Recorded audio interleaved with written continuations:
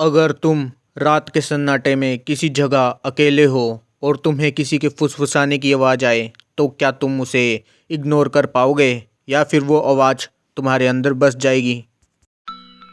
नमस्कार दोस्तों, कैसे हैं आप। उम्मीद करता हूँ कि आप सब ठीक होंगे। स्वागत है आपका एक और नई दिल दहला देने वाली कहानी के अंदर। एक छोटा कस्बा, एक वीरान हवेली और एक जर्नलिस्ट जो सच्चाई की तलाश में वहाँ पहुँचता है।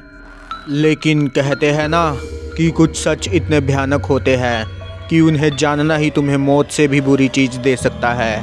पूरा पागलपन। जर्नलिस्ट रवि मेहता दुर्गापुर नाम के एक छोटे और सुनसान कस्बे में आता है।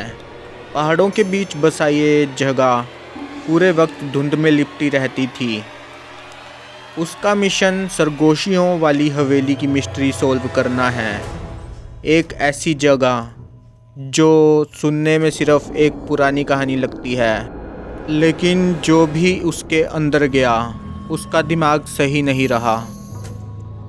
टाउन के लोग इस टॉपिक पे बात करने से भी डरते हैं। जब रवि एक पुरानी चाय की दुकान पर इस हवेली का जिक्र करता है तो वहाँ बैठे लोग उसकी तरफ एक अजीब सी बेचैनी से देखने लगते हैं। एक बूढ़ा इनकी पर धीरे से कहता है, बेटा वहाँ मत जाना। जो आवाज़ें एक बार सुनता है वो फिर कभी चुप नहीं हो पाता। लेकिन रवि एक जर्नलिस्ट है। डरना उसका काम का हिस्सा नहीं है, या शायद उसे अभी तक अंधेरे की असली शक्ति का एहसास नहीं हुआ था। हवेली के सामने खड़ा रवि महसूस करता है कि हवाएं यहाँ अलग है। ठंड भरी, एक अजीब सी मॉइस्चर की स्मेल वाली। जैसे ही वो अंदर कदम रखता है दरवाज़ा अपने आप धीरे से बंद हो जाता है। रवि अपना कैमरा का स्विच ऑन करता है और शूट करना शुरू करता है। तभी एक हल्की सी विस्परिंग साउंड उसके कानों में गूंजती है।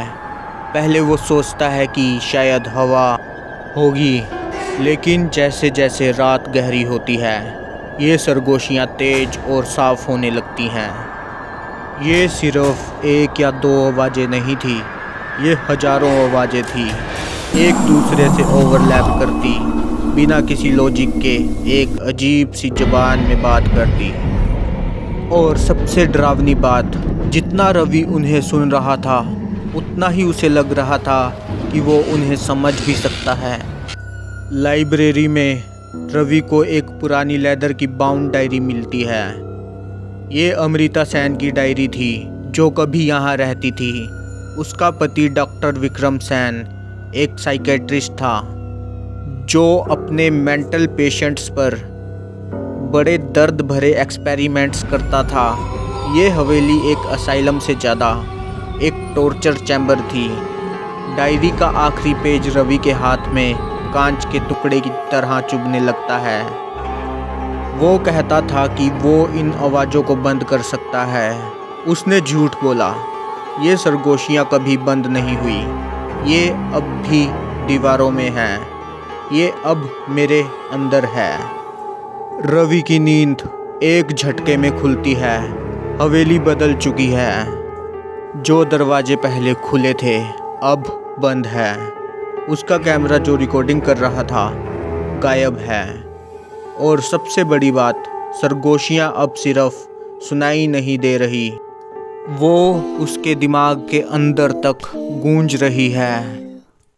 एक पुराने मिरर में रवि देखता है कि उसके पीछे कोई और खड़ा है। एक डिस्टॉर्टेड फिगर जिसकी आंखें खाली है और होठ हिल रहे हैं बिना किसी आवाज़ के। रवि पैनिक में हवेली से बाहर भागने लगता है, लेकिन गलती से बेसमेंट में पहुंच जाता है।